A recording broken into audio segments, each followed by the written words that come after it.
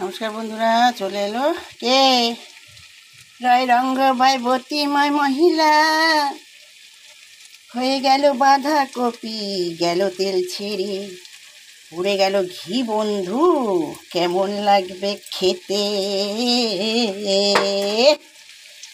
क्या बात क्या बात, সাবাস রঙ্গবতী মহিলা, এক্সিলেন্ট। আমার বুড়ো খেতে খুবই ভালোবাসে, রসিয়ে কষিয়ে এনে দেয় বন্ধু, করে দিতে লাগে না কোনো কষ্ট। যে সবার মধ্যে এই জিনিসটি থাকে না বন্ধু, অনেক স্বামী আনিলে পরে বউ বলে করে খারে।